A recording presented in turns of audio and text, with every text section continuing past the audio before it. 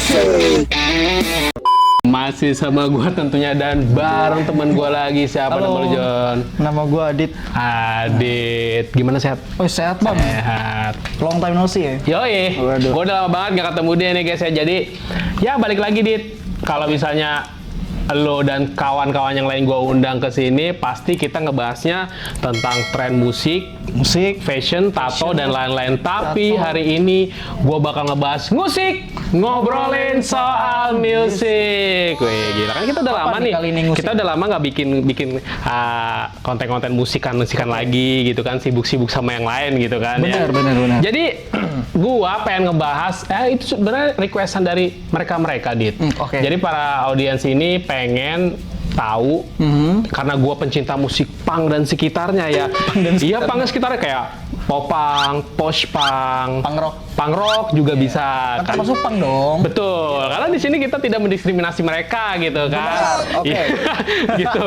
Terus, Oke. Jadi kata mereka, coba dong drummer jagoan lu bahas di sini. Oh iya, haruslah. Secara kan lu seorang tukang gebuk. Dulu. Sekarang sudah tidak, Pak? Sekarang saya sudah tidak, kan saya berkecimpung di sini, Pak. Oh, benar. Iya, benar. Tapi sebenarnya lu punya idola pada zaman Nah, benar. Waktu itu memang gue punya idola yang hingga saat ini ya panutan lah. panutan gue, dan itu sebenarnya sih ngerubah drastis hidup sama fashion gue juga secara nggak langsung. Oh, sama apa namanya? Aliran enggak? Aliran juga termasuk sih, tapi kan gue biasanya lebih ke all genre untuk punk ya, tapi ya gitu. Jadi gue apa aja sebenarnya suka gitu kan. Ya, gue di sini akan ngebahas 5 drummer punk jagoan gue di sini. Dit, gila. Ini Indo atau luar? Luar dulu. Oh, luar dulu. Ya, soalnya gue sebenarnya pengen ngebahas band Indo, tapi Farang fansnya ngeri baper. Oh, gitu. Soalnya di Indonesia itu baper diutamakan. Iya, susah ya. Padahal dia nggak tahu konteksnya apa. Tapi baper Betul. dulu, emosi dulu. Emosi duluan, mereka bilang, lu so tahu, lu gini, lu mending drummer terkenal. Lah kan gue di sini sesuai dengan apresiasi gue terhadap mereka. Gue juga ngefans sama mereka gitu. Ya itu nanti kita kesampingkan dulu untuk Indonesianya gitu. Berarti Kita ini bahas apa yang ya? luar dulu ya kan. Kita lihat di nomor 5. Oke, nomor gitu. 5 Jadi di nomor 5 ada Chuck Schumacher. Jadi itu adalah drummernya Simple Plan.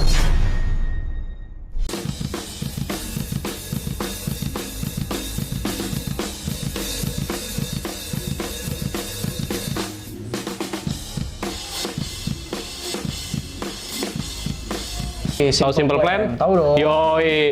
Simple Plan. Lo kalau nggak tahu Simple Plan, ngaku punk atau punk pop segala macam, bohong banget. Simple Plan Green Day itu inilah apa namanya? Paling terkenal lah. Paling terkenal, bener. Popang paling terkenal. Bener. Dibandingin yang lainnya, maksudnya yang lebih ke industrial nggak sih? Iya, lebih ke industrial. Udah gitu fansnya juga banyak banget. Bener. Banyak banget dibilang sih. Ya, gue kenapa suka banget sama si Chuck ini balik lagi ya, karena pertamanya gini, Dit. Oke, Simple Plan itu kalau gue lihat dari notasi drumnya itu simple banget karena sesuai namanya. Kan Simple Plan.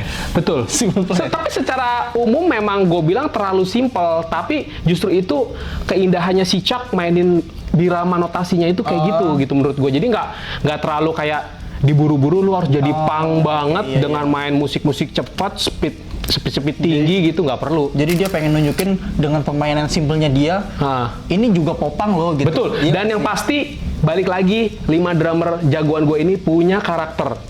Tidak seperti drummer Indonesia yang mengcopy Blink. Lu pasti tahu itu, gue bilang poser, dia tidak punya karakter. Bener. Gitu. Tapi dia bisa niruin yang tapi lain. dia bisa niruin, tapi dia tidak punya karakter. Tidak punya karakter. Gitu, ya kan? Ya mungkin kalau lu udah tahu band di Indonesia itu ya udah gue ngomong, takutnya fansnya ngebully dia. Gue juga ngomong, pokoknya gayanya trapis banget tuh. Lu pasti tahu itu siapa gitu kan? Oke. Gitu kan? Wah, udah gitu, kalau gue bilang si Chuck ini mendominasi untuk popnya. Oh.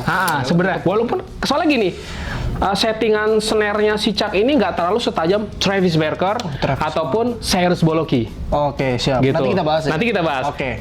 Jadi menurut gue pure-nya si Chuck ini sebenarnya pop, hanya kemasan untuk musiknya itu agak-agak punk. Ada sentuhannya gitu. Makanya Simple Plan sering dibilang sama para hatersnya itu, lu tuh nggak pantas jadi popang. Ya karena memang si Chuck ini sebenarnya dentumannya tuh pop. Iya. Gitu. Cuman kasih dikit lah. Maksudnya ketukan 1/2, 1/2 gitu itu pangnya gitu. Sebenarnya nggak masalah sih. Sebenarnya nggak masalah, Fansnya yang ribet. Hatersnya sih. Yo, haters. Lebih ke Sorry, hatersnya sih yang haters ribet ya, gitu haters, sih. haters, Gitu. Oke lah. Next kita ke nomor 4. Nomor 4 dari Xiaomi. Ya, nomor 4 ada Brandon Steinmaker dari Rancid.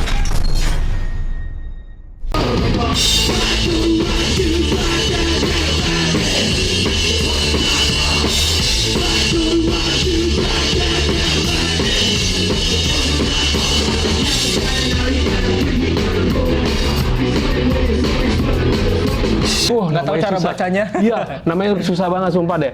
Jadi kalau gue bilang, kenapa gue suka si Brandon ini? Oke, kenapa tuh? Yang pertama, dia mampu menggantikan sosok drummer Rancid yang tempo dulu. Oh, berarti ini drummer pengganti. Drummer kedua. Drummer kedua. Drummer yang pertamanya Rancid mengundurkan diri, gue nggak tahu kenapa. Mungkin ya faktor ketidakcocokan dengan tim Armstrong gitu kan. Mungkin Beda ini, ya, beda namanya. beda konsep lagi mungkin di musiknya gitu kan. Karena Rancid kesininya udah lebih ke modern. Udah gitu udah menyentuh industrial yang lebih money dan money lagi. Lebih ke duit ya. Lebih ke uang ya. Iya, jadi orang juga nggak dipungkiri lah, ibaratnya lu butuh uang walaupun lu seorang punk. Kalau gue jujur, Rancid gue nggak ini sih. Nggak nyimak ya. Nggak nyimak, nggak dengerin. Gue kenapa suka si Brandon ini karena dia tuh punk banget tapi ngeblend banget sama ska karena di Rancid itu kan di Rancid itu kan si tim sendiri itu sebenarnya agak country ska. Oh, teman-teman yang lain itu ska punk. Jadi dia bisa ngeblendin antara kemauannya si tim dan teman-teman yang lain tuh. Dan juga idealis dia. Idealis dia kita kemas nih jadi satu Rancid dan dia bisa ngimbangin itu karena sosok drummer pengganti itu nggak mudah Iya bener. Bener kan? Kan beberapa kali udah kita bahas. Iya benar. Iya di konten-konten drum yang kemarin juga udah kita bahas bahwa lu kalau ngegantiin seseorang itu ya nafas lu mau nggak mau harus kayak dia, tapi dengan irama lu. Iya, drummer, vokalis tuh posisi yang susah, penting di band. paling penting dari itu. Yang apa sih yang dominan banget ngasih warna di band tersebut. Bener, menurut gua sulit banget gitu. Makanya gue bilang si Brandon ini luar biasa sih menurut gue. Gokil. Ntar gue dengerin lagunya. Rancid ya gitu ya. Oke, next. Kita ke nomor 3 ya. Idola gua selanjutnya ada Cyrus Bolocki dari Nifon Glory.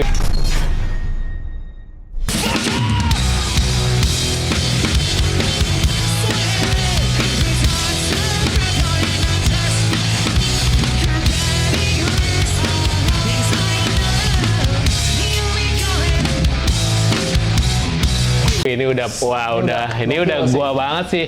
Udah nggak usah dipungkiri lagi nih Nifon Glory sepak terjangnya siapa sih nggak tahu sih. Iya, NFG itu luar biasa. Jadi iramanya punk tapi hardcore. Iya. Nah, karena dia pakai double pedal. Nah, dia bisa breakdown kayak gitu untuk sekelas punk. Biasanya punk itu double pedal itu tidak begitu digunakan. Iya, jarang banget orang menggunakan. Travis aja nggak pakai karena memang dia kiblatnya bener-bener punk murni kalau Travis. Tapi kalau misalnya Cyrus Bolocki ini ngikutin si Chad Gilbert, gitarisnya yang hardcore. Jadi dia mau nggak mau ngimbangin ketukannya sih. Ngimbangin, distortionnya sih itu. Udah gitu memang musiknya Nifon Glory ini, NFG ini kan gue bilang emang easycore. Iya. Jadi dia tidak popang, sebenarnya gue bilang popang easycore kalau menurut gue. Popang tapi hampir ke easycore. Hampir ke easycore karena pecahannya. Karena breakdownnya emang easycore banget. Iya, udah tapi gitu dia popang. Tapi dia popang. Udah gitu si Chad Gilbert ini tidak pernah mau mengklaim dirinya dia itu popang murni karena memang band sebelum dia itu hardcore murni gitu. Makanya si Chad Gilbert selalu ngasih sentuhan hardcore. Entah lewat vokal teriakan atau kan distorsi yang menurut gua nggak umum dimasukin ke popang gitu. Dan si Cyrus Bolocki ini bisa mewujudkan keinginan mereka. Menurut gua agak sulit. Dan gitu kalau misalnya lo memang penyuka punk dan sebagainya, ketukannya Cyrus Bolocki ini kalau gue bilang secara drummer ya itu gampang diingat. Oh, ini easy listening. Di Indonesia aja banyak yang mengcopy dia, kayak contohnya Aris Sukamtinya. Nah, Aris Sukamti, Endang Sukamti X-nya itu sama banget. Ketukan-ketukan break-nya ataupun mulai masuk notasi lagu tuh sama banget ya. Itu mungkin dia ngefans ya, gue juga nggak tahu. Tapi balik lagi mereka sama-sama punya ciri khas tertentu. Bener. Gitu. Bukan poser. Gitu. Soalnya poser itu cukup yang itu aja. Nanti kita bahas ya. Kita ada nih, ntar itu kita bahas gitu. Cukup itu aja. Terus udah gitu, secara usia Walaupun si Cyrus ini udah nggak muda. Kemarin juga dia sempat berumur. Bener, kemarin dia juga sempat ada kendala di kakinya, Dit. Kakinya itu asam urat. Enggak, kakinya ini agak-agak kayak mungkin cedera. Jadi harus dipen, tapi dia masih tetap bisa bermain. Masih bisa breakdown. Sempurna breakdown. Gila sih, gue bilang luar negeri itu memang totalitas. Bener-bener totalitas banget gitu kan. Ya oke lah. Ya next. Kita ke nomor 2 nih. Jadi ada Frank Edwin Wright III atau biasa kita sebut Tricool ya.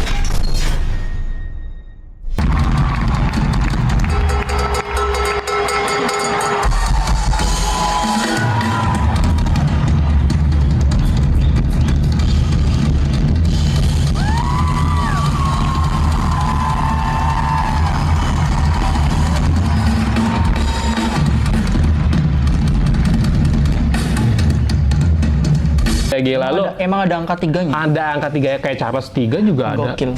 Ya kan? Charles.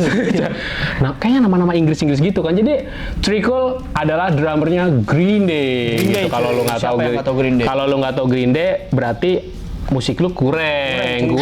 Green Day lagunya di mana-mana. Iya, lu jangan nyetel-nyetel lagu-lagu yang melo-melo cuy. Mendingan apalagi sekarang bulan September ya. Wih, harus wajib men. Wake Me Up. When September Rain, gila sih. Itu lagu wajib yang harus lu denger kalau baru mengawali denger Green Day. Iya. Gitu kan. Apalagi momennya pas. Ya. Oke. Balik lagi. Tricool, gue bilang. Wah ini sih band old school banget. Abang-abangan dari semua punk yang tadi kita sebut. Gue bilang. Abang-abangan semua. Iya udah gitu.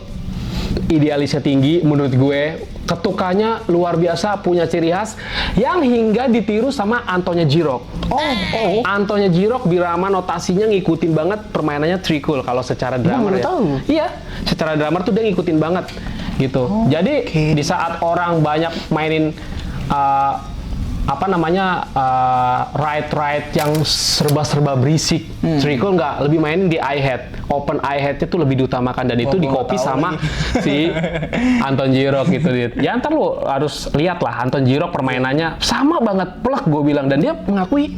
Anton Girock pun mengakui kalau ya memang gue ngefans sama Tricool gitu kan. Jadi gue ikutin gitu. Iya, ikut ya. Kan orang biasanya punya gue kasih sentuhan band idola gue dikit. Nah, gue juga nggak munafik, gue juga begitu bisanya. Kayaknya di part ini enak nih dikasih sentuhan si Cyrus Bolocki atau enggak si Chuck dikasih sentuhannya di sini gitu. Jadi kan. Dia tetap bisa mengcombine dan punya ciri khas. Betul, dan dia tidak poster jadi satu titik itu aja.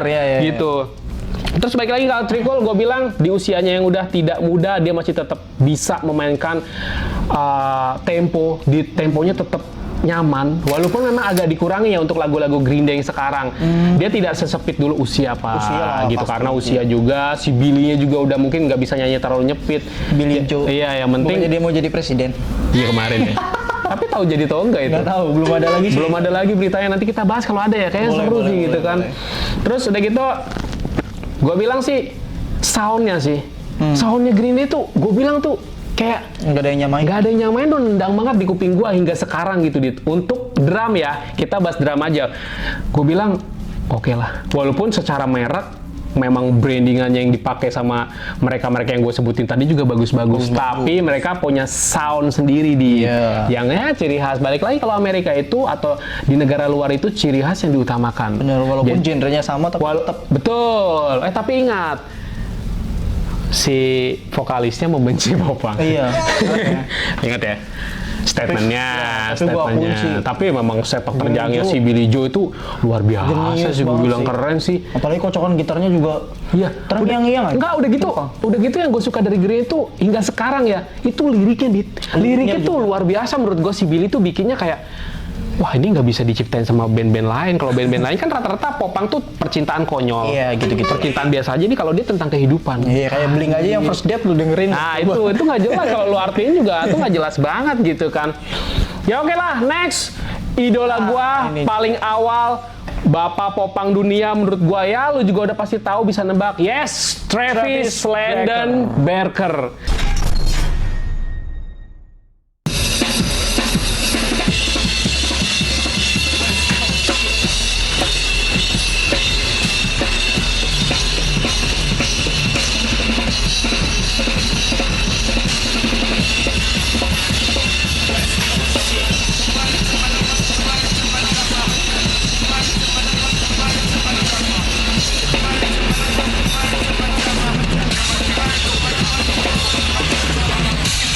mantap. Gila, Mantap udah. sih Ini udah nggak ada lawan, men. Beast number one, gue bilang nggak ada lawan, nggak ada obat, dan Bener. gue apresiasi tertinggi gue buat Travis Barker. Respect Sebab lah ya. respect banget. Yang pertama, balik lagi kiblat tato dunia untuk fashion. Oh, tato. Yes, jelas. Wow. Kiblat tato dunia. Tapi emang dia full sih. Iya, udah gitu branding buat Cadillac untuk branding tato dunia.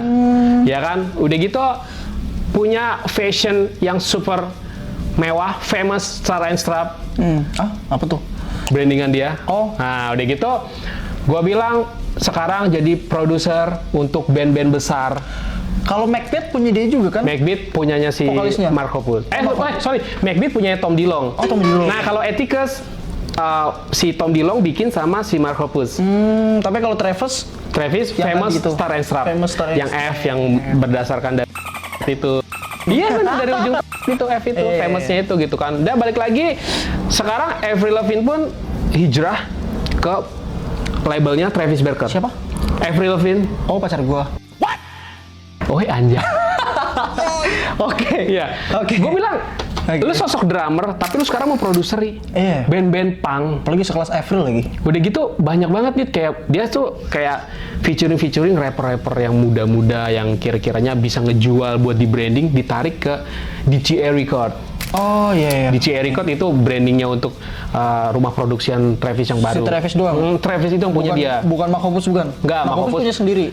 Enggak, Mark Hoppus masih ke labelnya Bling di Oh, MCA Record. Gitu kan. Kalau ini memang labelnya Travis sendiri, dia bikin DCA Record karena Iya, benar-benar. karena jiwa pengusahanya tinggi, Pak. Iya. Nah, Travis itu jiwa pengusahanya tinggi, apapun bisa dijadiin duit. Yang penting ada cuannya, Bos. Ya, yang penting bisa bikin. Ya, gue juga berkecimpung di situ juga nggak masalah. Kayak Machine Gun Kelly juga pindah ke situ ke DCA Record sekarang karena nggak ada yang mau nampung. Dia dari rapper jadi popang, nggak ada yang mau nampung. Tarik lah sama Travis, ternyata bisa dijual. Dan ternyata harganya itu juga ada andil Machine Gun Kelly, ada andil dari Mark Hoppus kan kalau nggak salah. ada gitu. Udah gitu Travis Barker yang kita tahu dia ngedrumming beberapa band besar. Contohnya Transplant, Plus 44. Oh. Udah gitu Boxer Racer sama Tom DeLonge.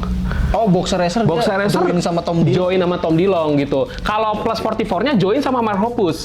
Dan dua band ini menurut gua wah menemani gua di saat-saat Bener. belajar popang gitu menurut Emang gua. tiga orang itu emang nggak bisa dipisahin. Iya, Sumpah dah. makanya Kan kalau nggak salah Mark Hoppus sempet ini ya, sempet keluar kalau nggak salah. si Tom sempat keluar dan dia galau hingga sekarang, pengen balik lagi nggak dikasih ruang sama si Mark.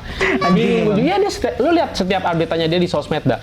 Dia selalu galau mengupdate diri dia waktu di Blink-182 kan kayaknya gue pengen balik tapi gue nggak dikasih ruang. Bener. Karena gitu. emang Mark sama Tom ini apa ya?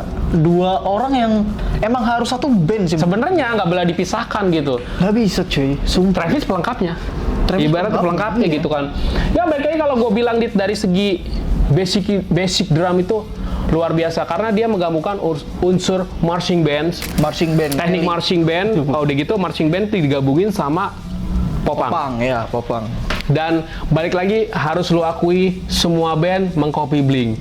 Semua band pasti tahu iramanya Travis Barker. Bahkan yang paling umum setupnya untuk drumnya itu dikopi di seluruh dunia sama band popang, termasuk bandnya di Indonesia. Iya.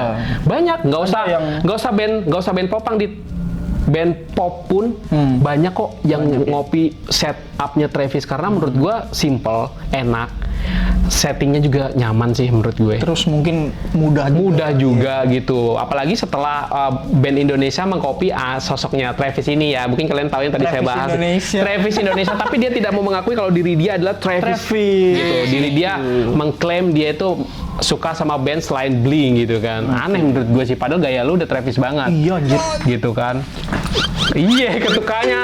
Terus udah gitu pakai merek snare yang sama. Di saat Travis pakainya OCDP dia juga pakai. Rainbow Ambassador Emperor X juga tetap dipakai untuk playheadnya. Apa sama menurut gua. Tapi kenapa lu tidak mengakui lu ngefans dengan Blink gitu? Dan kalaupun dia nggak mengakuin, jangan kita fan aja ya. Ya makanya gitu. Cuy, namanya juga. Nah, udah gitu kan? menurut gue sih ya gue sih bakal tunggu karya-karya Travis Barker untuk Blink yang terbaru sih, karena memang agak sedikit vakum karena si Marknya lagi sakit cancer kan kemarin itu, lagi ya kemo terus gitu kan. Ya dari 5 jagoan gue ini yang paling lu suka kira-kira ada nggak sih, Dit? Travis lah jelas, udah nggak ada lawan. Kenapa lu bisa suka banget sama Travis? Kita bahas secara personal aja, jangan. Personal ya. Iya. Kalau gue suka Travis ya karena balik lagi ke Blink-nya, karena gue dengerin Blink. Oke, asik. Itu asik. Travis Gitu. sama yang Cyrus Boloni yang dari NFG. Iya, Nivan Glory. Itu sih paling yang gue ini. Simple soalnya ya. Karena lu tahu bandnya gitu. Karena gue tahu bandnya, makanya gue tahu sosoknya. Ya, jadi iramanya juga melekat ya, gitu kan. Gitu bener.